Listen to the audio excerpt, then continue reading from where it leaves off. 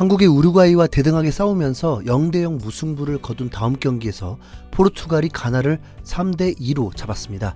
결과만 보면 포르투갈이 강한 것 같지만 실제로는 그렇게 말하기 힘들었습니다.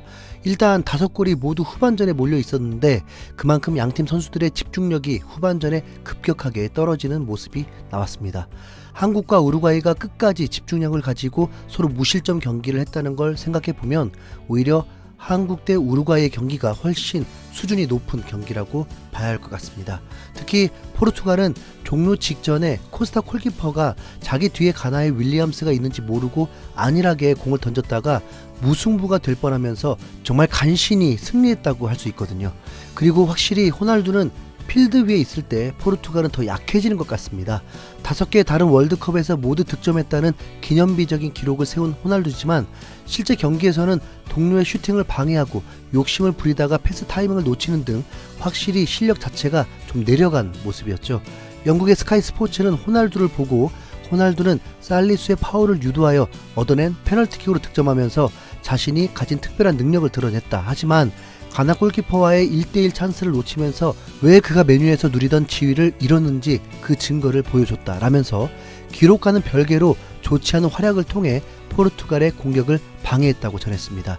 전반전을 0대0으로 마무리한 두 팀은 후반 20분 호날두의 페널티킥을 시작으로 갑자기 서로 펀치를 주고받았습니다. 가나는 실점 후 8분 만에 공격수 아이유가 동점골을 넣으면서 승부의 균형을 맞췄죠. 그러나 득점을 한 아이유가 교체되자마자 급격하게 집중력을 잃은 가나 불과 2분 만에 연달아 실점하면서 뒤처지게 되었습니다. 후반 44분에 멋진 헤더골로 추격을 했지만 경기 시간이 얼마 남지 않은 상황에서 가나 공격수는 갑자기 이상행동을 펼쳤습니다.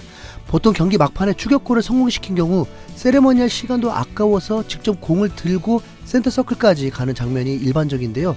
헤더골을 넣은 가나의 부카리는 오히려 호날두의 호 세레머니를 따라하면서 한껏 자신의 득점을 즐기는 모습이었습니다. 물론 그냥 보는 입장에서는 재밌었지만 얼른 따라갈 생각보다 세레머니를 했다는 게 가나 팬들 입장에서는 속이 터졌을 것 같은데요. 아직 충분히 승부를 뒤집을 수 있었는데도 마치 경기가 다 끝난 것 같은 분위기였습니다. 손흥민과 김민재를 비롯해서 나상호, 이재성, 정우영, 김진수, 김문환 등 한국 선수들이 미친듯이 뛰어다닌 것과는 완전히 대조되죠. 일본의 승리와 한국의 무승부를 모두 맞춘 BBC의 해설가 크리스 서튼은 또다시 월드컵 2주차의 승부 예측을 했는데요. 대한민국과 가나의 대결에서는 우리나라가 1대0으로 승리할 것이라고 예상했습니다. 한국은 우루과이와 비기긴 했지만 경기는 전혀 지루하지 않았다. 다만 몇 차례 득점 기회를 놓쳤을 뿐이다. 아마도 한국은 가나를 이길 수 있다는 자신감을 느낄 것이다. 가나전의 승리로 16강 진출을 노릴 수 있다라면서 한국의 실력을 높게 평가했습니다. 반면 포르투갈과 우루과이는 0대0 무승부로 막상 막하의 대결을 펼칠 것이라고 예측했는데 다시 말하면 한국과 포르투갈의 전력도 비등비등하다고 생각하는 것 같습니다. 월드컵 개막 전에는 우루과이와 포르투갈이 이기기 힘든 엄청난 강팀으로 생각됐지만 막상 붙어보니까 한국이 전력을 발휘하면 못 이길 것도 없다는 생각이 드는데요.